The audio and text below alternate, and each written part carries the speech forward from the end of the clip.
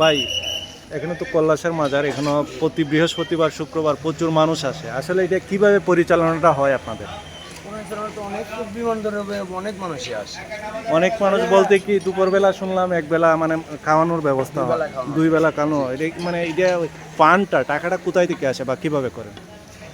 পান কমিটি কেল্লা বাবার যে খাদেম আছে, ওই খাদেমের পক্ষের থেকে এই পানটা দেওয়া হয়। খাদেম বলতে মানে বিষয়টা যিনি যিনি আসবেন উনি এই খাওয়ানটা দেয়। আবার তেমনি আজকে আপনার বাড়ি গেছে, কাইলে আপনি পরশু আরেকজন এমনিকে ওই মানে খাদেমের পক্ষ থেকে খাওয়ানো হয়। খাদেমের পক্ষ থেকে। আচ্ছা, এই সারা দেশেই তো মানে অনেক এই মাজার বা এই ধরনের প্রতিষ্ঠান আক্রমণের শিকার হচ্ছে বিএনপি সরকার আসার পরে। আপনারা কি এই ধরনের আক্রমণের শিকার হচ্ছে বা এই ধরনের কোনো ভয় আতঙ্ক ইত্যাদি আছে কিনা?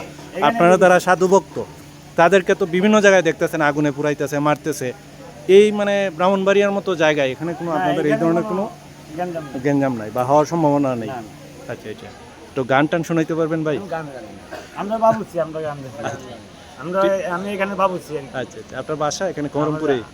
আমরা এখানে থাকি বাসায়। আপনারা এখানে দায়িত্বে আছে? বাবুছি এমন আমার ওস্তাদ আরেকজন আছে, উনিও বাবুছি। আবার খাদেম শাহিন। আচ্ছা, ওই এই পীরের মানে ইতিহাস কিছু জানা আছে আপনাদের? কোনো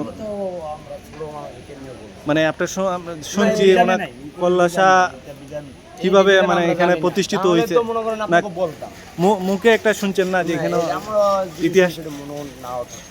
আমরা এই ইতিহাসটা কোথায় থেকে মানে কার কাছ থেকে জানতে পারবো? মানে ইতিহাস তো অবশ্যই আছে, তথ্যটা আমরাও পাইছি না কোনো সময়। তারপরে মেম্বার সাহেব থেকে মেম্বার সভা ছিলেন, যায় না আছে ওই দিন গেছে, ইতিহাস ওনারাও করতে পারেন।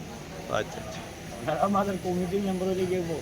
ওনার জীবন না ওনার সাথে তো শুনলাম যে এই চুনারুঘাটে যে এই 120 জন পীর আছে, যে যেমনি বুঝি এমনি উনি হিসাবে গোপনীয় মানুষ তো, যে যেমনি বুঝে নিতে পারে এমনি উনি ডাকে সারা দেয়।